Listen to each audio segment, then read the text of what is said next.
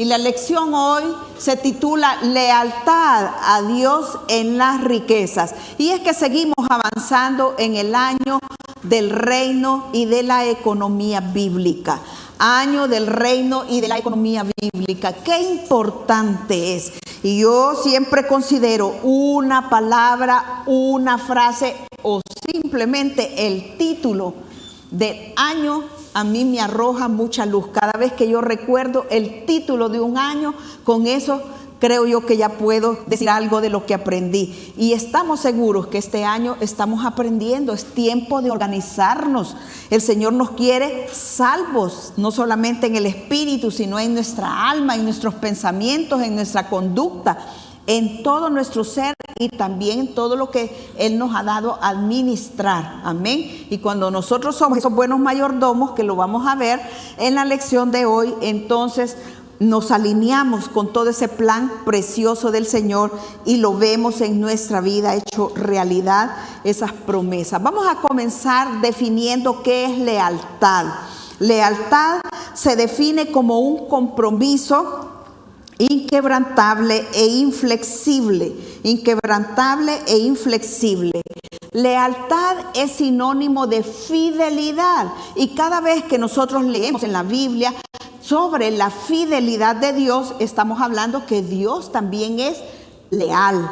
Amén. Que nos pide a nosotros fidelidad, nos está pidiendo lealtad. Son palabras sinónimas. De hecho, la lealtad es signo de coherencia entre nuestros valores y nuestra forma de actuar, ¿verdad? Deben de estar de la mano. Nuestra forma de pensar, nuestros valores que decimos que abrazamos deben de estar de acuerdo a nuestra manera de actuar. Por eso la lealtad constituye un rasgo fundamental importante en el carácter cristiano. Y por eso cuando hablamos de economía, de finanzas, siempre estamos diciendo, se trata de levantar carácter. Más que dinero es carácter. Ejercitarnos. Si usted quiere levantar músculos, ¿qué levanta? Una charamusca. ¿Qué levanta? Pesas grandes para que se ejercite. Entonces, por eso también en la economía bíblica tenemos que ejercitarnos, ¿verdad? En esta cualidad tan importante que es la lealtad. Expresada a Dios es adoración. Expresada a Dios es adoración. Y es que la adoración no solamente es un canto, es el estilo de vida que nosotros tenemos. Entonces esa lealtad en el diario vivir es adoración. Y adoración, ¿verdad? Que lo conocemos también, es preferir a Dios. Adorar es preferir a Dios. Y hoy vamos a ver en el versículo que nos va a ocupar en esta lección, vamos a ver cómo Dios nos demanda que podamos nosotros escoger y que lo podamos preferir a Él. La lealtad genuina no puede ser forzada. Diga usted, la lealtad genuina no puede ser forzada. Es una opción del ser humano y algo que lo hace entonces precioso e invaluable. Algo precioso e invaluable, ¿verdad? No tiene valor porque nace de las personas. No es algo que yo impongo, que alguien impone, sino que nace del corazón como respuesta de saber que somos leales a esa persona, a esa institución, porque allí estamos nosotros haciendo esa voluntad de Dios buena, agradable y perfecta. Vamos a revisar no solamente el significado de la palabra lealtad como ese compromiso estricto que nosotros tenemos, en este caso hacia Dios, sino también a reconocer que la lealtad es esencia de la personalidad de Dios y Él la da a conocer a través de su relación de pacto. Cuando nosotros estudiamos la relación de pacto y los diferentes pactos que Dios tiene con la humanidad, conocemos entonces de la fidelidad y la lealtad de Dios hacia su pueblo. Y conocer de ese pacto de Dios a su pueblo nos hace a la vez a nosotros adquirir más confianza y fortalecer nuestra confianza para mostrar lealtad a Dios, viendo que a través de los años, de los siglos, Dios ha sido leal con lo que Él se ha propuesto para la humanidad. Por eso es importante conocer la palabra del Señor. Y la palabra constantemente nos recuerda que el Señor es Dios y es un Dios leal, es un Dios fiel, no solamente con nosotros, sino dice por varias generaciones de nuestra vida. Cuando nosotros mostramos lealtad a Él, Él nos promete. Y Él no solamente es Dios, sino que dice que es Señor. Vamos a revisar que la lealtad también es importante recordar que es en nuestra vida, Dios tiene un derecho exclusivo sobre nosotros por creación, porque Él nos creó, entonces tiene derecho exclusivo, le pertenecemos a Él y la Biblia da evidencia de que todo lo que existe pertenece a Dios, ¿verdad? No solamente la tierra y todo y su plenitud, como dice la palabra, sino nuestra vida. Él nos creó, entonces somos propiedad exclusiva de Dios, pero también tenemos que reconocer que Dios es quien nos ha redimido y nos rescató de la esclavitud. Él nos compró, nos liberó y nos ha dado una nueva vida. Entonces, porque nos redimió, también le pertenecemos a Dios. Por creación y por redención le pertenecemos a Dios. Él debe de ser nuestro Dios. Él debe de ser nuestro Señor, a quien nosotros le expresamos esa lealtad. Y en segundo lugar, porque cada vez que nosotros nos exponemos a la palabra, reconocemos que Dios es la fuente de la sabiduría, de esos grandes misterios. Y esos misterios, dice, a todos los que le aman al Señor, Él les revela esos misterios para vivir esa vida abundante que Él nos da. Entonces, en esa sabiduría que el Señor nos da a través de la palabra, entonces nosotros comprendemos que todo aquello que no ocupa el lugar, todo aquello que no ocupa el lugar que Dios le ha dado, que debe de ocupar en nuestra vida, entonces si nosotros exaltamos a eso en un lugar equivocado, nos va a esclavizar, nos hará esclavos de ello, y entonces perdemos el propósito de Dios en nuestra vida, para el cual nosotros hemos sido creados. Por eso decimos que amar a Dios es escoger la vida que Él nos ha dado. Amar a Dios significa abrazar la vida que Él nos ha dado y que nosotros podamos entonces mostrar lealtad. Otro aspecto de la lealtad es que la lealtad es absoluta. Diga conmigo, la lealtad es absoluta, no puede ser dividida. Usted no puede ser 20% con 80%, 70, 30, 60, 60, 50, 50. La lealtad es absoluta, es el 100% o no se es leal. Amén. Eso es importante que podamos comprender. Y para revisar acerca de la lealtad a Dios en las riquezas, he escogido este pasaje que se encuentra en Mateo capítulo 6. Este capítulo 6 es parte de ese gran seminario que Dios da, que se llama el Sermón del Monte. Y en este capítulo 6 encontramos exhortaciones muy claras que el Señor nos da y nos amonesta a no codiciar, a no tener deseos desordenados, excesivos, por acumular y por traer todo, ¿verdad?, hacia mí en las riquezas mundanas, ese afán excesivo de riqueza o de dinero. Vamos a ir a Mateo 6:24 de la Nueva Traducción Viviente, y dice la palabra nadie. Dice la palabra nadie.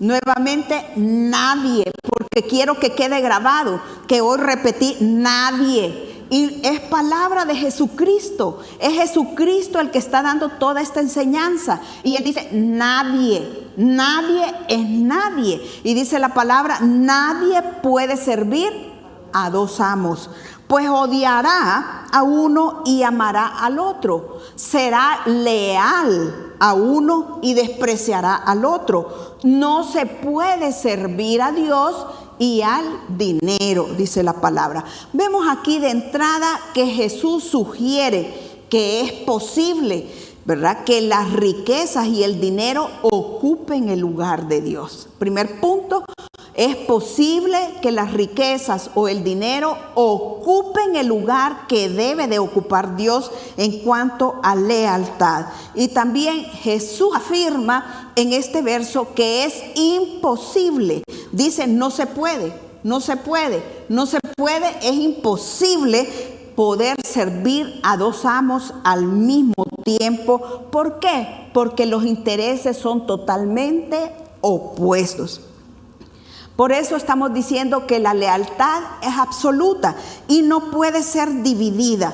Y hago 3 observaciones rápidas en este pasaje que con la ayuda del Espíritu Santo puedan quedar como marca indeleble en sus mentes y en sus corazones para seguir meditando, y que Dios de esta manera pueda guiar su vida y puedan vivir en la vida abundante que Él nos promete. Si nosotros observamos claramente lo que nos dicen estos pasajes, vamos a vivir en la vida abundante que Él quiere y no desgraciados o esclavizados a cosas, ¿verdad?, que no deben de tener ese señorío.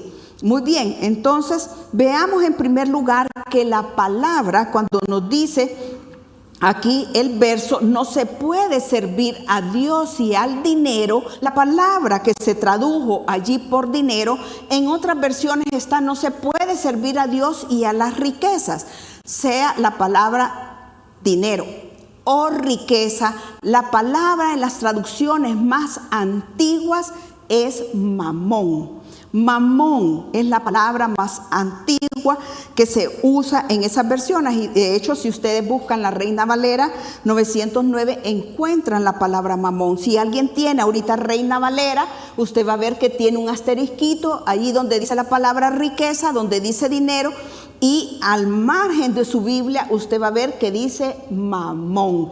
¿Y qué es mamón? ¿Qué es mamón? Es la palabra que viene del arameo. Los asirios adoptaron este concepto mamón para referirse y darle nombre al Dios de las riquezas, el Dios de las riquezas. Por eso Jesús dice, no se puede servir a Dios y al Dios de las riquezas. Entonces, vemos entonces que de los pueblos paganos, ya en esos tiempos de Jesucristo y aún antes, tenían un Dios especial para las riquezas, a quien pedirle, ¿verdad?, para tener más, tener más, tener más y tener más. Entonces, ¿verdad?, para presentarle, ¿verdad?, culto, adoración, lealtad para recibir esas riquezas. Esa palabra mamón conlleva la noción de aquello sobre lo cual uno deposita su confianza. Mamón es donde pone su confianza. Mamón es decir, la confianza está en el dinero. El dinero me soluciona problemas de enfermedad, me soluciona problemas de esto, me soluciona problemas con los hijos. Pero la Biblia es claramente, y Jesús a ninguno le dijo cuando lo llamaron, aquel hombre, ¿verdad?, ciego, que lo llamó, Jesús, ten misericordia de mí, ¿verdad? Jesús le dijo, ¿tienes cuenta en el banco? Ve al banco, ve a hacerte la operación, ¿verdad?, para que te arreglen los ojos. A ninguno le dijo, necesitas más dinero para que soluciones tus problemas. Cuando estaba el cojo, el paralítico, a ninguno de ellos, se les dijo, ¿verdad?, vayan a su cuenta bancaria para que solucione. La Biblia es clara y explícita que la solución a nuestros problemas es Dios. La solución a nuestros problemas es Dios. Pero Mamón, el Dios de la riqueza, ¿verdad?, ese espíritu atrás de las riquezas tiene voz y habla y dice, acumula, ahorra más, pon allá, pon otro poquito aquí abajo del colchón, pon allá en aquella cajita también, pon allá, compra dólares, compra euros, que viene, que no viene, que ya cae, que no cae, que va a suceder, que ya casi, que la guerra, que se extravía, que no sé cuánto. Entonces acumula para que soluciones tus problemas. Pero la solución de nuestros problemas es Dios. Ese Dios, Mamón, es mentiroso, porque nos habla a la mente. Si tienes una buena cuenta podrás viajar, tendrás un nombre y van a considerar tu opinión porque eres rico y te van a llamar para que tomes decisiones. Si tienes una buena cuenta y mucho dinero, entonces tendrás seguridad y podrás resolver todos los problemas, cualquiera que sea. Pero no, el único que resuelve nuestros problemas es el Señor. No es el dinero. Hay gente que con mucho dinero, ¿verdad? Que ya lo vamos a ver, que no es malo, ¿verdad? No pueden resolver problemas esenciales que solo Dios puede resolver. Entonces vemos que Mamón es mentiroso. Mamón quiere ocupar el lugar de Dios, pero él no puede darnos lo que él promete. Mamón es el espíritu que se apoya en la codicia. Codicia, ese deseo desmedido por acumular, por tener casa aquí, casa allá, casa aquí, que tengo allá, que tengo aquí, que tengo abajo del árbol, tengo al frente del mar, tengo al frente del lago, tengo a la orillita del río. Desmedido, tener desmedidamente algo, ¿verdad? Ese deseo es codicia. Dice, y ese espíritu se apoya en la codicia. Y quiero que hoy quede claro que todo dinero tiene un espíritu. ¿Sabían ustedes que el dinero tiene espíritu? Tiene espíritu, lo tiene. Toda riqueza, lo que usted anda en la cartera, lo que usted anda en la bolsa, lo que usted tiene guardado en su cuenta bancaria, tiene un espíritu. O tiene el espíritu de Mamón o tiene el espíritu de Dios. ¿Tiene el espíritu o está sometido ese dinero al espíritu de Dios o está sometido al espíritu de Mamón? ¿Cómo nosotros sabemos si nuestro dinero está sometido al espíritu de Mamón o está sometido al espíritu de Dios? Cuando nosotros hacemos lo que la palabra dice. ¿Y qué dice la palabra? Dice la palabra, llevarás a la casa del Señor lo mejor de tus primicias. Llevarás a la casa del Señor lo primero que produzcas, se lo vas a entregar al Señor. El mismo Dios ha establecido, dice, el diezmo de todo lo que produzcan. El diezmo de todo lo que ustedes produzcan le pertenece, dice al Señor, y es consagrado a Él. ¿Quién lo ha dicho? La autoridad. ¿Quién lo ha dicho? El creador de todo. ¿Y por qué Él lo ha dicho? ¿Para fastidiarnos la vida? No. Para que crezcamos en carácter. Para que nosotros descubramos qué es lo que hay en nuestro corazón.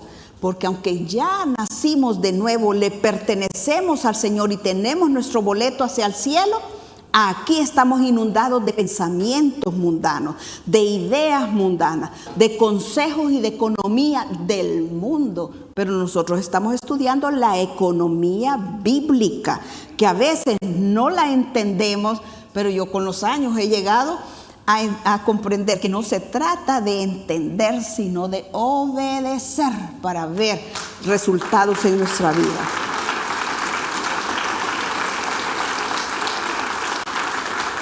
¿Cómo sabemos que nuestro dinero tiene el Espíritu de Dios? Cuando nosotros entonces hacemos lo que la Biblia dice y de ese 10% nosotros de primero lo apartamos para el Señor. Cuando nosotros hacemos esto, somos obedientes en consagrar lo que Dios ha dicho que debe de ser consagrado. El 90% que nos queda a nosotros, Dios lo redime, Dios lo libera. ¿Lo libera de qué? ¿Lo libera de qué? Lo libera de la maldición. Lo libera, ¿verdad?, de ese espíritu devorador. La palabra dice en Malaquías, y el Señor lo dice claramente, yo soy el Señor y no cambio. Y me gustaba que leía a un escritor diciendo que él muchas veces le preguntaba al Señor, ¿por qué estos versículos de Malaquías no están en Mateo? Están a unas paginitas, a unos versículos de pertenecer al Nuevo Testamento. ¿Por qué? Porque siempre luchamos con el pensamiento, eso es del viejo pacto, eso no es de este pacto. Pero mire cómo Malaquías comienza y dice, yo soy el Señor, no Dios, yo soy el Señor y yo no cambio. Lo que dijo que era consagrado allá en el Antiguo Testamento es consagrado en el Nuevo Testamento. Entonces dice el Señor, pruébenme en esto. Traigan ese 10% a mí. pruébenme. Y si ustedes me prueban, la única parte hemos estudiado donde el Señor se somete a una prueba. Cuando dice pruébenme, traigan ese 10% y pruébenme, traigan sus diezmos y derramaré bendición y yo reprenderé al devorador, al que se come, a ese que hace que no nos ajuste, ¿verdad?, el dinero. Cuando nuestra riqueza y dinero tienen el espíritu de Mamón, entonces se consume, se agota, no rinde, no crece, solo se consume. Pero cuando está sometido al Espíritu de Dios, Dios es el único que en esas cosas que no entendemos es capaz de convertir y de multiplicar ese dinero que muchas veces a muchos de ustedes he escuchado decir: cómo me rindió, cómo me ajustó. Y solo iba a hacer esto y terminé más bien haciendo tal cosa en la extensión de mi casa o en el arreglo de mi casa. Solo iba a hacer el muchacho los estudios y me vino con maestría y me vino con doctorado porque se multiplicó. Amén. Cuando sometemos ese 10% al señorío, el Señor, Él lo redime del devorador, y ese 90% entonces nos va a ajustar. Por eso Jesús dice: no se puede servir a Dios y no podemos servir a Mamón, al Dios de las riquezas, porque están en clara oposición a Dios. Y luego hacemos aquí también un recordatorio hablando de esta parte de la lealtad que no puede ser dividida, y es recordar lo que el pastor ha estado, y muchos que me han antecedido en este púlpito lo han leído, lo que está en Timoteo capítulo 6 verso 10. Dice: pues el amor al dinero es la raíz de toda clase de mal. El amor al dinero es la raíz de toda clase de mal. Significa que el dinero, las riquezas, las posesiones en sí son neutras. Ellas no deciden a dónde se van a ir, sino que lo decidimos cada uno de nosotros. ¿A quién vamos a ser leales con nuestro dinero y con nuestros recursos? Lo decidimos nosotros. Y dice la palabra: pues el amor al dinero es la raíz de toda clase de mal. Y algunas personas en su intenso deseo, ese intenso deseo es la codicia, equivale a codicia por el dinero, se han desviado de la fe verdadera y se han causado muchas heridas dolorosas. ¿Por qué?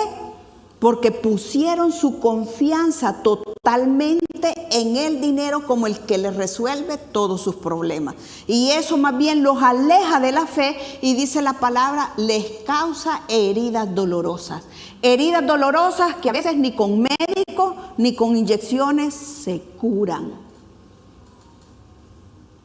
Que no son con dinero, sino volviendo a la verdad y a la palabra del Señor. Veamos entonces que la lealtad a Dios conduce a la riqueza verdadera, a esa riqueza verdadera. La lealtad a Dios nos conduce a que podamos nosotros capitalizar una riqueza que es duradera, que es eterna. Y hoy vamos a ver en qué consiste esa riqueza. En el Nuevo Testamento encontramos otro pasaje donde se menciona al Dios Mamón, que se está traducido como riqueza o como dinero, y es Lucas capítulo 16. En Lucas capítulo 16 otra vez nos vuelve a mencionar y vuelve a repetir Mateo 6:24, Jesucristo enseñándonos acerca de esta economía bíblica y haciendo ese contraste de la economía del mundo. Jesús nos enseña cómo usar las riquezas y el dinero para atesorar verdaderas riquezas en el cielo y por la eternidad. Y es en Lucas 16, 1 al 9, que está tal vez en sus Biblias, está rotulada o tiene el título de la parábola del mayordomo astuto o la parábola del mayordomo desleal. Y yo la voy a leer para ustedes. En la primera la narré, así que no la tengo en pantalla, pero es mejor así porque así usan más sentidos. Y escuche atentamente. Lucas 16, 1 al 8. Un hombre rico tenía un mayordomo. El mayordomo fue acusado ante el amo como alguien que malgastaba su dinero.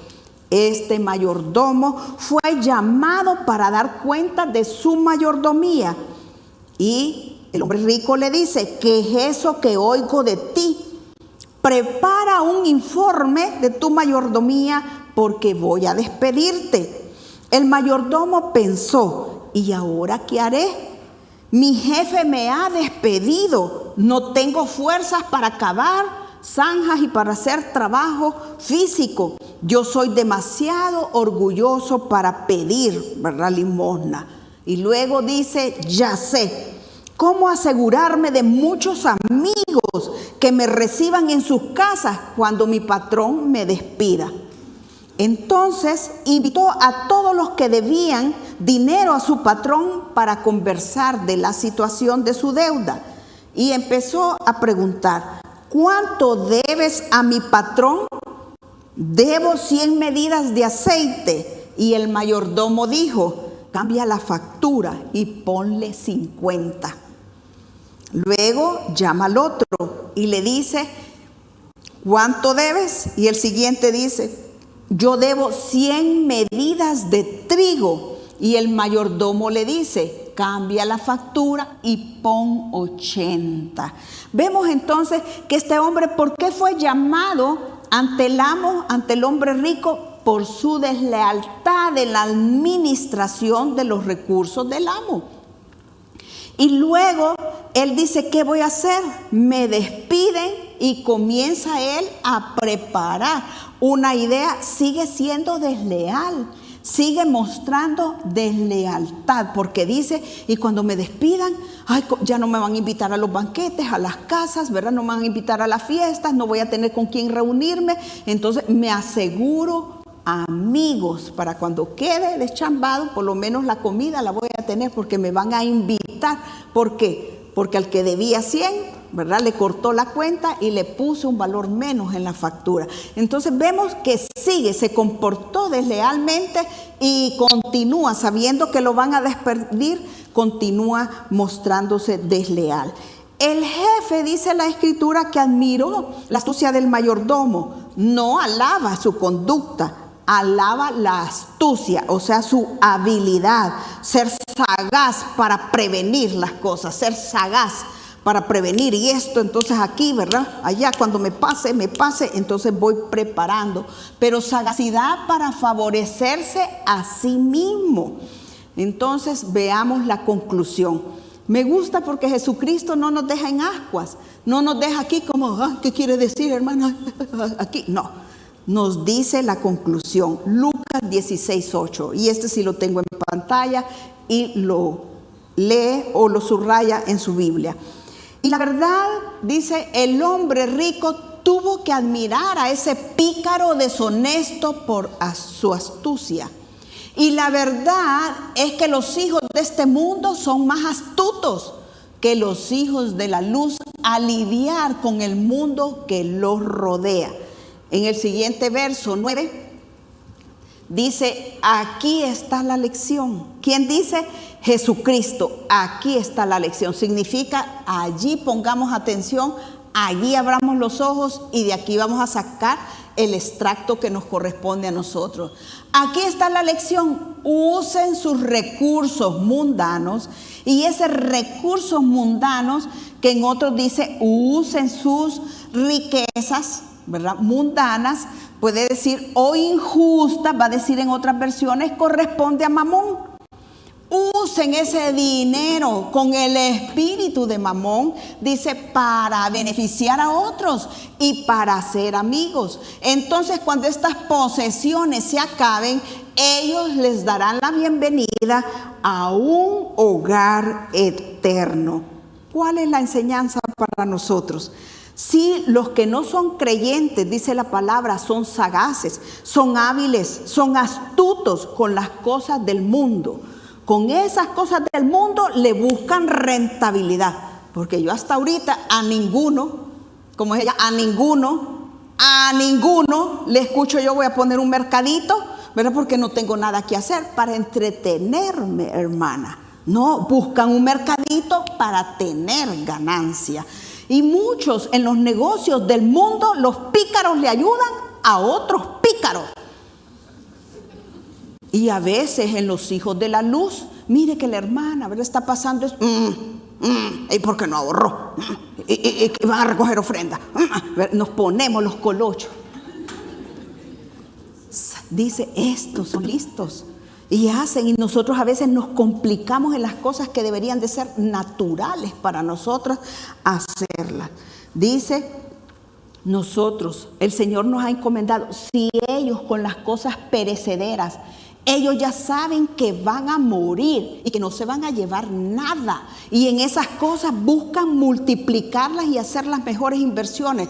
Cuanto más nosotros, que se nos ha delegado algo espiritual y de valor eterno, deberíamos estar comerciando, invirtiendo para ganar es hacer esos tesoros eternos, que ya vamos a ver en qué consisten. Amén. Es decir, que la palabra nos invita a hacer inversiones del dinero y de las riquezas para una ganancia eterna. Nos invita a invertir lo que nosotros ganamos aquí en este mundo para tener una ganancia eterna. ¿Y qué es eterno? ¿Qué es eterno? ¿Cuál es la ganancia eterna? ¿Qué es eterno? Todo quedará aquí, nada trajimos, dice la palabra, nada llevaremos. Entonces, ¿qué es eterno? La palabra dice que en el hombre, en el ser humano, Dios ha depositado que eternidad. Las personas son eternas. Las personas son eternas. Sabemos que aunque nos entierren mañana ahí y nos tiren la tierra, ese no es el fin. Hay eternidad en nuestras vidas. ¿Qué nos quiere decir la palabra? Entonces, que ese dinero que nosotros ganamos para que esté cubierto y sometido al Espíritu de Dios, nosotros podamos apoyar a toda buena causa del reino de los cielos y más todo aquello que implique llevar las buenas nuevas de salvación. Todo aquello que nos diga este hermano va a andar en mula predicando la palabra. Aquí tengo un cheque para él. Todo el que nos diga en la radio, voy a tener un programa donde voy a estar hablando el evangelio, cómo es, y esas ondas van a llegar a todo mundo, apoyar esas buenas causas. La televisión está llevando un mensaje de salvación y de buenas nuevas, apoyemos esas causas. Todo aquello, o como lo hacemos nosotros también a través de las escuelas, evangelizando, estamos educando y evangelizando. A través de la evangelización estamos educando. Amén. Y a través de esa educación estamos evangelizando la mente de nuestros niños de Honduras, poniendo la palabra de salvación. Entonces, cada vez que nosotros ofrendamos, que depositamos nuestro dinero para esas buenas causas, entonces estamos ganando personas para Cristo. Solo Dios tiene la habilidad de convertir nuestra ofrenda, nuestros diezmos en personas que su corazón es totalmente nuevo y que estarán con Cristo esperándonos cuando a nosotros nos toque el turno de llegar al cielo.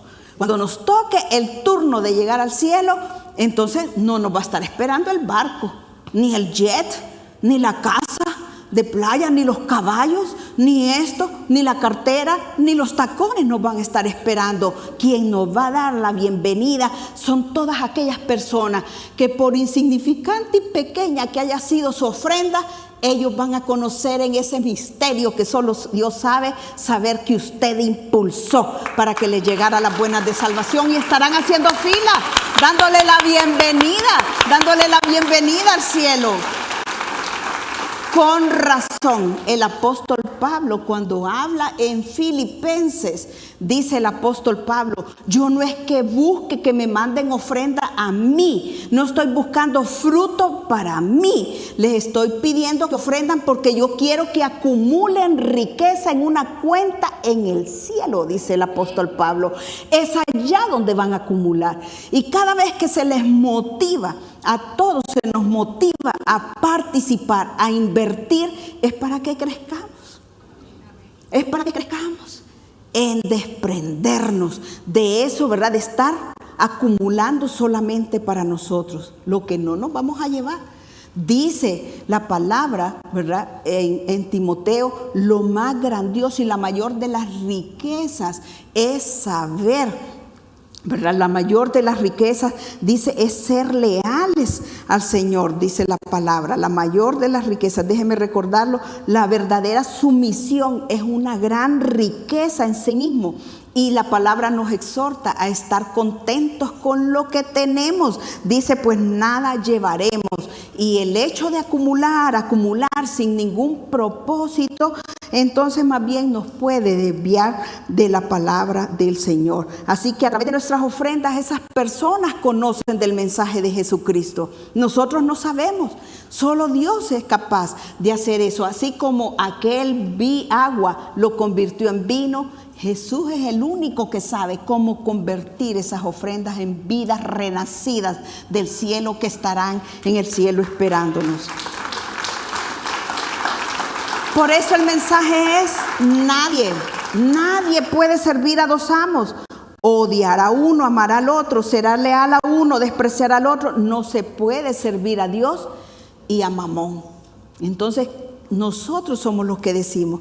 Por eso constantemente el pastor también dice: la chequera, hacia dónde va nuestro dinero, y lo que queda registrado en la chequera o en los estados de cuenta y la tarjeta de crédito es lo que nos dice a quién estamos siendo leales. Nosotros simplemente, yo no le tengo que decir, cada uno de nosotros sabrá qué estamos haciendo con ese dinero y si lo estamos invirtiendo nosotros para esa riqueza, ¿verdad?, de valor eterno. Este mismo pasaje de Lucas nos enseña principios de formación de carácter. Estos principios, hermanos, nosotros los deberíamos de tener apuntados, anotados. Deberían de ser una lección que ya nuestros hijos deberían de repetir de memoria. Porque en la economía del reino y en todo el liderazgo del reino, en el servicio del reino, en todo lo que hacemos en el reino, esto se cumple. Y ahí está en Lucas, dice que nosotros crecemos de adentro hacia afuera.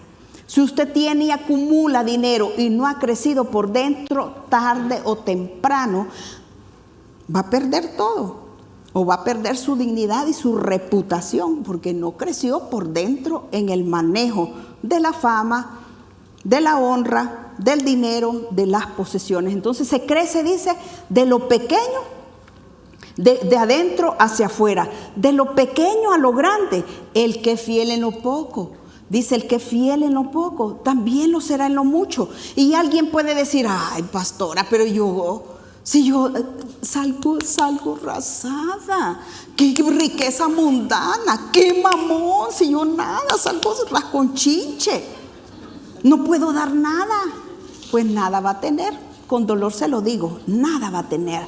Porque son principios bíblicos. El que es fiel en lo poco, si de 100 lempiras, si de 1000 lempiras usted puede dar el diezmo y puede ofrendar, lo hará cuando el Señor le dé su primer millón. Pero si no lo da de lo poco, no lo podrá hacer en lo mucho. Por eso se trata de levantar carácter, de levantar nosotros esas virtudes cristianas, sabiendo que Dios es nuestro Señor y todo está sometido a Él. Crecemos de lo material a lo espiritual. Crecemos en administrar lo ajeno. Dice: quien es fiel en lo ajeno, Dios lo pondrá en lo propio. Lo ajeno es ese 10%. Si usted no es buen administrador, dándole el 10% al Señor, ayudando con el 90%, entonces, dice la palabra, no podrá administrar lo propio. esa ganancia y esa riqueza que usted tendrá en el cielo. Nadie puede servir a dos amos. Amará a uno, odiará al otro. Será leal a uno, despreciará al otro. No podemos servir a Dios y a Mamón. Cada uno de nosotros debe de escoger. Cada uno de nosotros en este año del reino y de la economía bíblica tenemos que alinearnos con los propósitos del Señor. Especialmente esta prédica ha nacido en mi corazón y la he estudiado. Meses llevo queriendo hacerla y no la hago porque no es fácil de explicar estas porciones bíblicas. ¿Por qué? Y porque toda prédica que habla de ese diezmo, de esas ofrendas, terminan como termina también en el caso de esta parábola que está explicando el Señor. Y si me ponen en pantalla, por favor, allí siempre Lucas 16, 14, dice: los fariseos que escucharon, los fariseos que están escuchando esto que he relatado, y que amaban mucho el dinero, su dinero, oyeron todo y se burlaron. Oyeron todo y se burlaron. Y es lo que seguimos nosotros experimentando. Toda exposición de la palabra en cuanto a recursos, tiene un montón de gente erudita que dan, ¿verdad?, una serie de explicaciones y a veces fuera de la palabra, con tal de contrarrestar, ¿verdad?, esas ofrendas, como decir eso era del viejo pacto, eso no es del nuevo pacto, y así se van levantando las voces. Y otros, como en este caso, se burlaron, dice, de Jesús. ¿Quedó arruinado Jesús por esa burla? No. ¿Quiénes pierden? Ellos mismos. La exposición del mensaje es para que usted saque la ganancia que le corresponde. Si hay algo que se está perdiendo, que usted siente que está trabajando, que se va en saco roto, que no está viendo que eso se va multiplicando, es tiempo de meditar. No podemos pasar un año que le hemos denominado del reino y economía bíblica sin tocar este punto toral, por el cual muchos están padeciendo y que no les ajusta, que no llegan a fin de mes, porque no están haciendo lo que Dios nos manda a hacer. Amén. La palabra es lanzada, la semilla se tira. Cada uno de nosotros, con el abrigo que le demos y la meditación que la demos, nos gozaremos de decir: bendito Dios que me ha guiado. Gracias porque me han estorbado, gracias porque me han incomodado y gracias porque tengo inversiones en el cielo. Cuando lleguen, no... ¡Ay, ¿dónde estoy? Cuando llegue no va a quedar, yo veo luces, ya estoy, ¿verdad?, aquí, pero nadie me vino a recibir. Mire qué linda es la palabra. Dice, ¿cómo nos asegura el Señor? A sus justos, a los hijos, después de la muerte, primero envía a sus ángeles y después tendrá un ejército, según la inversión que hayamos hecho cada uno, recibiéndonos en el cielo. Bendito sea el Señor, bendita sea su palabra y queda en sus manos. Ustedes la hacen prosperar, la entierran, hacen con ella lo que ustedes estimen conveniente. La responsabilidad, yo hablé, y la responsabilidad es de ustedes. Póngase de pie.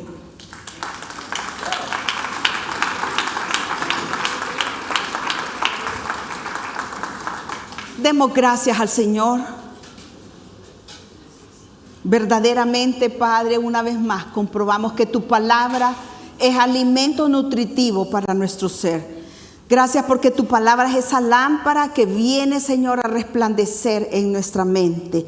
Padre, en el nombre de Jesús, gracias, Señor, porque en este año del reino y la economía bíblica, nosotros estamos aprendiendo que más que amar al dinero, nosotros estamos amando a las personas con nuestro dinero.